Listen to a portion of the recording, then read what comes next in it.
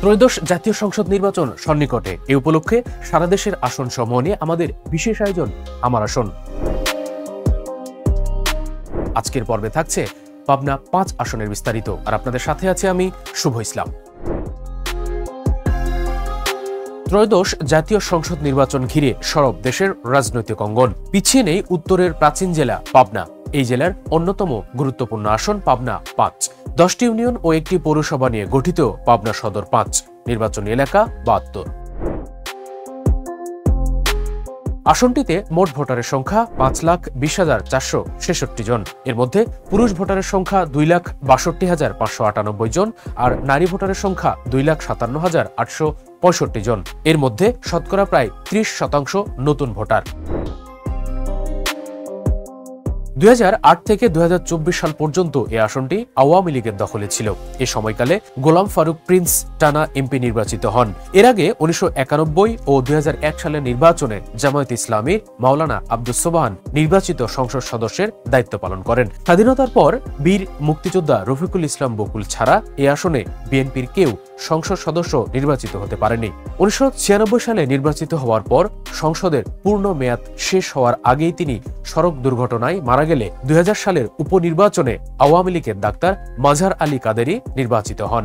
সূত্রমতে এই আসনে জনপ্রিয়তার দিক থেকে আগে থেকেই আওয়ামী লীগ, বিএনপি ও জামাত ইসলামী মুখোমুখি অবস্থানে থাকে। তবে 24-এর গণ অভ্যুত্থানে আন্দোলনরতদের উপর হামলা ও হত্যার অভিযোগে অধিকাংশ আওয়ামী লীগ নেতাই এখন পলাতক এবং কয়েকজন কারাগারে। এমতাবস্থায় এই আসনে জনপ্রিয়তার শীর্ষে বিএনপি ও জামায়াত। ফলে আগামী নির্বাচনে এই দুই দলের মধ্যেই হবে প্রতিদ্বন্দ্বিতা।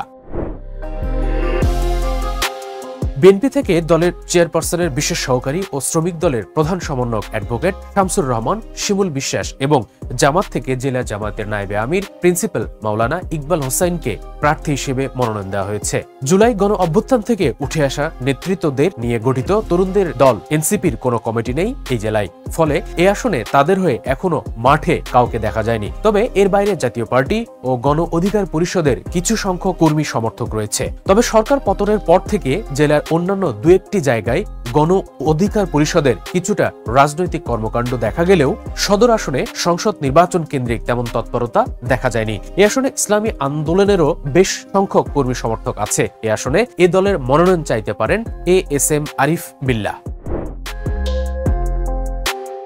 চাঁদাবাজি, দখলবাজি এবং অবৈধভাবে মাটি ও বালু উত্তোলন সহ নানান অপরাধ এ আসনের প্রধানতম সমস্যা বলছেন ভোটাররা। এসব লাঘবে প্রতিশ্রুতিবদ্ধ প্রার্থীকে ভোট দেওয়ার ক্ষেত্রে অগ্রাধিকারে রেখেছেন এ আসনের ভোটাররা। ভোটারদের দাবি, পাবনা প্রাচীন জেলা হলেও জেলা শহরে নেই তেমন কর্মসংস্থান। ফলে এই অঞ্চলের মানুষের জীবনমানের উন্নয়নের ছোঁয়া লাগেনি। রাস্তাঘাটের বেহাল দশায় জনগণ নাজেহাল। অপরাধ লাঘবের পাশাপাশি এসব সমস্যা ও সংকট নিরসনে অঙ্গীকারাবদ্ধ প্রার্থীকেই ভোট দিতে চান তারা। দর্শক, এতক্ষণ আমরা পাবনা 5 আসনের নির্বাচনী হালচাল আপনাদের সামনে তুলে ধরার চেষ্টা করেছি। আগামী পর্বে থাকবে বগুড়া 5 আসনের বিস্তারিত। দর্শক, এই আসনের যে কোনো ধরনের সমস্যা আমাদের কাছে লিখতে আমাদের কমেন্ট বক্সে জানাতে পারেন। আমরা আপনাদের সেই কমেন্টসগুলো বাংলা ভিশনের যে কোনো নির্বাচন কেন্দ্রিক অনুষ্ঠানের মাধ্যমে দর্শকের সামনে তুলে ধরার চেষ্টা করব। দর্শক, ভালো থাকবেন, সুস্থ থাকবেন। আল্লাহ হাফেজ।